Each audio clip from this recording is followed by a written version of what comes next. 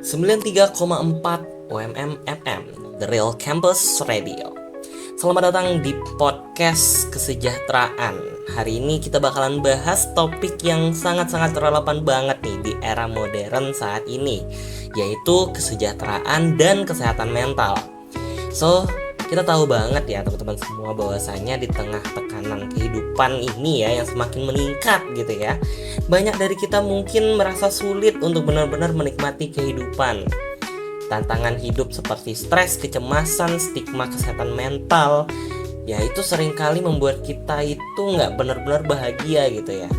Kita tuh terlalu memandang secara material misalkan. Kalau nggak ada uang gue nggak bahagia gitu ya. Nyatanya enggak ya teman-teman semua. Kita bisa bahagia dengan cara sesimpel mungkin. Nah, cuman karena memang pada zamannya sekarang kita bahagia karena sebuah sebab, makanya bahagia tuh sulit didapetin.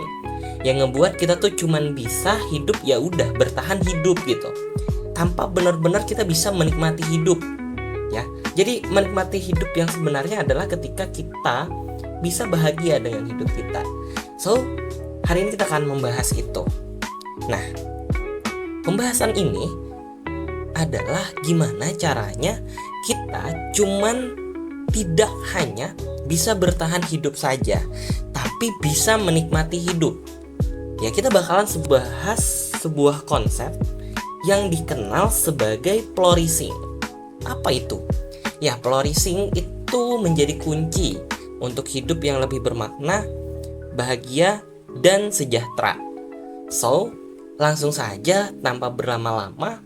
Tapi sebelum itu, aku mau ingatin ke teman-teman semua, boleh banget siapin cemilan, boleh banget duduk di tempat yang udah refresh banget buat teman-teman, karena aku bakalan nemenin teman-teman selama 10 menit ke depan. Jadi pastiin kamu dalam posisi yang udah sejahtera banget, biar kamu dengerin podcast ini secara nyaman dan mudah dipahami. So, let's on air. Oke, apa sih sebenarnya flourishing itu? Nah, dalam psikologi, istilah flourishing digambarkan sebagai kesejahteraan yang optimal. Optimal itu yang kayak gimana? Ya udah, kita itu sejahtera secara full gitu ya, nggak ada pengecualian. Hal-hal kecil di hidup kita bahagia. Hal-hal besar di hidup kita, ya kita pasti bahagia gitu ya. Nah, kalau teman-teman tahu, psikologi itu diciptakan memang untuk menyembuhkan gangguan mental. Tapi Martin Seligman ya, pada tahun 1998 dia menciptakan sebuah konsep namanya psikologi positif. Nah, salah satu konsepnya itu adalah flourishing, yang menggambarkan bahwasanya kita itu secara psikologi hidup gak melulu tentang gangguan mental, tapi juga tentang gimana mental kita itu sehat. So ya udah, kalau mental kita itu normal, ya udah kita bikin bahagia. Kalau mental kita lagi breakdown, coba kita usahain bikin hidup kita lebih bahagia. Gitu. Jadi memandang secara positif manusia itu bahwasanya dia pasti bisa bahagia. Gitu. Nah, flourishing itu digambarin kayak bunga yang mekar teman-teman semua. Gimana tuh maksudnya? Nah, jadi gini, ketika teman-teman pergi ke taman, di taman teman-teman ngelihat bunga yang beragam gitu ya, warnanya ada jenis bunga matahari, bunga mawar, bunga lainnya gitu ya. Pasti teman-teman ngelihat bunga-bunga yang mekar itu sebagai suatu hal yang indah gitu ya, wangi lagi. Nah, ketika teman-teman ngelihat itu, teman-teman merasa bahagia. Itu teman-teman loh yang merasa bahagia, bukan bunganya. Bunga yang mekar pasti kalau dia manusia, dia juga bakalan bilang, aku bahagia banget karena aku udah mekar. Gitu. Sehingga apa? Konsep flourishing ini ngebuat kita bahwasanya kita tuh bakalan bahagia ketika kita memandang diri kita tuh bahwasanya kita adalah bahagia. Ya udah, kita hal-hal kecil yang ada di hidup kita seperti pencapaian hidup kita yang mungkin kecil tapi kita menganggap itu suatu hal yang memuaskan atau bermakna, maka itu akan bahagia. Kita punya hubungan yang positif dengan teman-teman, kita bakalan bahagia. Bunga ngelihat kita senyum-senyum di depan mereka, itu bahagia. Nah, itulah flourishing. Tapi kalau kita analisis ya secara harfiah, flourishing itu berasal dari kata flor ya, yang berarti bunga atau berkembang. Ya udah, itu pengertian yang sama kayak di awal tadi, bunga yang mekar. Dan flor itu kan dari kata flower gitu ya, yang berarti bunga gitu. Nah, sehingga memang benar-benar menggambarkan sebuah kehidupan yang sangat indah. Dan konsep ini sebenarnya menggabungkan dua prinsip kesejahteraan, yaitu adalah hedonik dan eudaimonik, di mana dia menyatakan bahwasanya kita tuh bisa bahagia karena hal-hal yang kita nikmati di hidup kita sehari-hari. Misal nih ya teman-teman semua, teman-teman bahagia karena bangun tidur.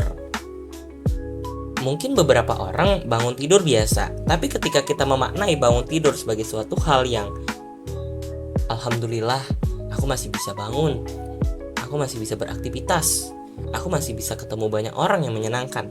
Nah, itu adalah menikmati hal-hal kecil yang ada di hidup kita yang mungkin udah dilupain di zaman sekarang. So, kenapa sih flourishing itu penting? Nah, gini teman-teman. Flourishing itu bukan hanya membantu kita buat mengelola hal-hal buruk gitu ya, tetapi juga membuat kita lebih siap menghadapi tantangan hidup. Ketika kita berada dalam kondisi yang flourish, kita tuh mampu membangun hubungan yang positif, menemukan makna, dan meraih pencapaian yang membuat kita lebih memuaskan. Kenapa? Karena hidup kita diitari oleh hal-hal yang kita anggap positif. Misal kayak tadi aku bilang gitu ya, bangun tidur, kita ngerasa bahwasanya alhamdulillah aku bahagia banget. Ya udah, itu berarti menemukan makna gitu ya. Hal-hal kecil kayak aku masih bisa buat jalan, aku masih bisa buat pergi ke kampus, itu hal-hal yang positif. Terus orang-orang yang bahagia gitu ya, yang memperlihatkan dirinya bahagia, itu juga terlihat sebagai orang-orang yang punya hubungan positif dengan teman-temannya. Karena ya pasti teman-teman paham lah ya, teman-teman pasti mau nemenin orang yang setidaknya lebih positive vibes daripada negative vibes. Betul kan? Nah, itu adalah perumpamaan yang lain. Nah, flourishing juga ngebuat orang membuat pencapaian yang kecil juga bisa memuaskan gitu. Misal dengan kita mungkin gak juara 1, tapi kita juara 2 gitu ya. Ya nanggung sih, pengennya juara 1 gitu. Tapi ya gak apa-apa juara 2, setidaknya kita belajar.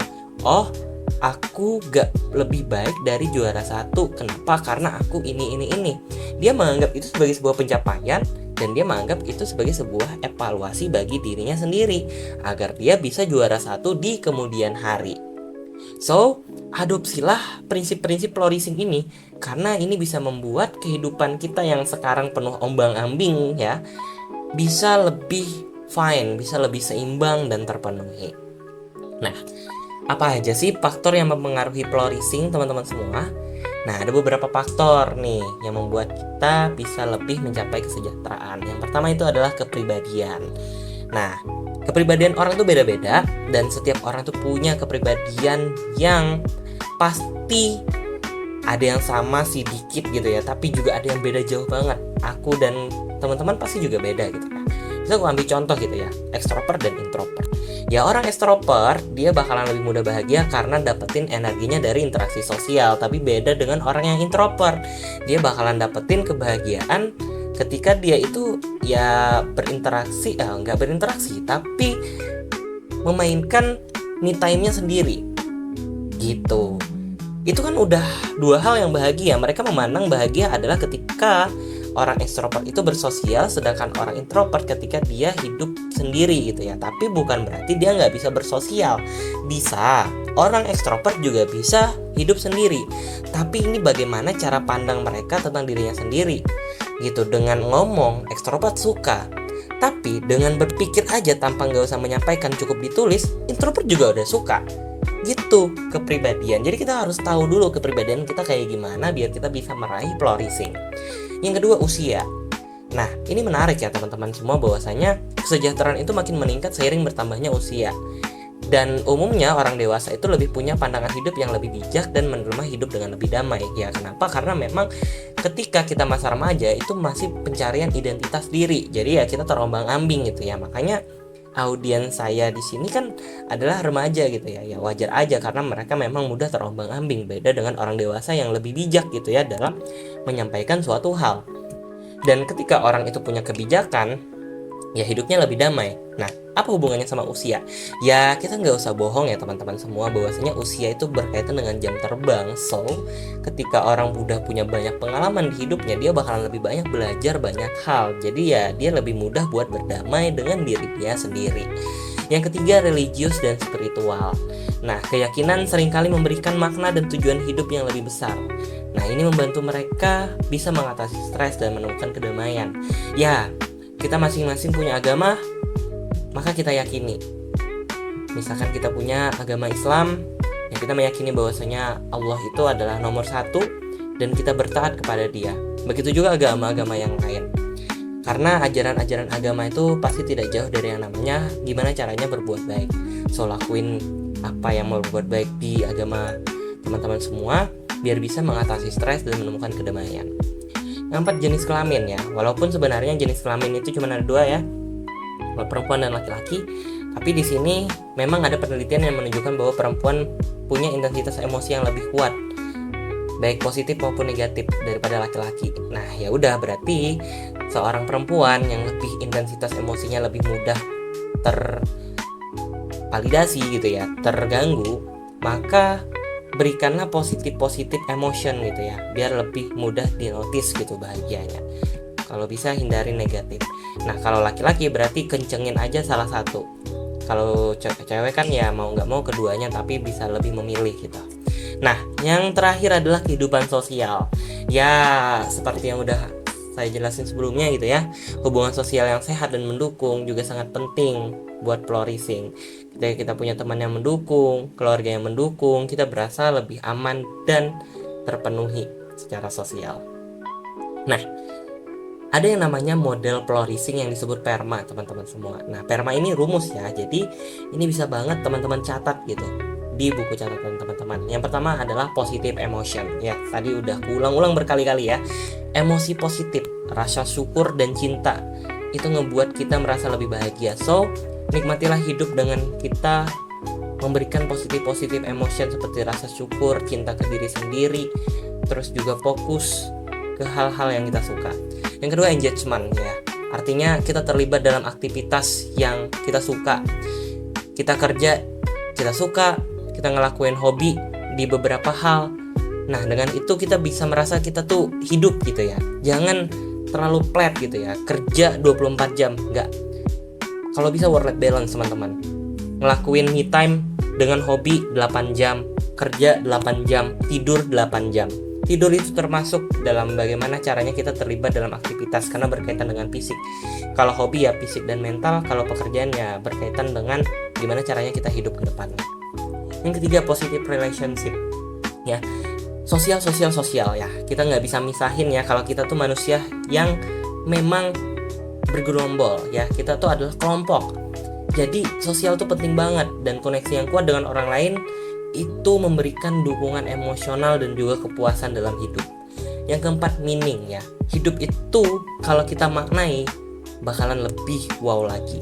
Maksudnya gimana? Ya udah kita lakuin hal-hal yang sifatnya itu berbuat baik gitu. Misal ikut bakti sosial, volunteer. Nah, dengan teman-teman ikut hal-hal seperti itu, teman-teman bisa melihat cakrawala hidup yang begitu luas kan. Kayak, oh ternyata begitu ya. Oh ternyata kehidupan orang-orang yang tertinggal dari teknologi itu seperti itu ya. Nah, itu menciptakan rasa bermakna yang membuat teman-teman lebih bisa bersyukur atas kehidupan.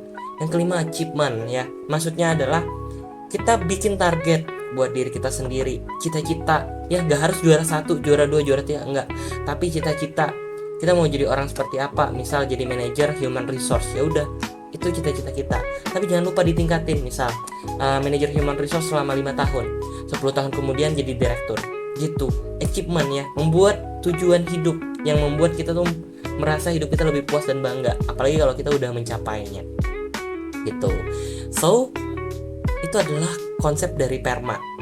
Tapi gimana sih cara kita buat bisa menggapainya ya? Yang pertama adalah melakukan perbuatan yang baik ya, seperti yang saya bilang tadi, karena memang berbuat baik itu identik dengan peningkatan hormon endorfin dan oksitosin yang membuat peningkatan emosi positif, yang membuat kita lebih bahagia. Yang kedua, berlatih bersyukur ya. Kita hidup di dunia ini, syukuri, jangan banyak mengeluh. Mengeluh nggak apa-apa, nangis juga nggak apa-apa, tapi jangan lupa ada beberapa hal kecil di hidup kita yang harus kita syukuri. Yang ketiga, rencanain masa depan. Udah aku bilang tadi, kalau bisa hidup punya tujuan, 1 tahun lagi ngapain, 2 tahun lagi ngapain, 3 tahun lagi ngapain, sampai 10 tahun lagi ngapain, biar hidup lebih terarah. Yang keempat, praktik pengampunan. Maksudnya gimana tuh? Ya kita memaafkan diri kita sendiri. Kalau kita berbuat salah, kita gagal, ya kita jangan ngeblaming diri kita bodoh atau kita adalah orang yang gagal, gak akan bisa apapun. Jangan. Tapi maafin diri kita sendiri dengan cara, it's okay, I'm fine, aku pasti bisa di next time. Yang kelima, kembangin potensi diri. Ikut-ikut pelatihan, dengerin podcast ini juga termasuk gimana caranya kita meningkatkan keterampilan. Dan yang keenam, kembali lagi ya, lingkungan yang positif.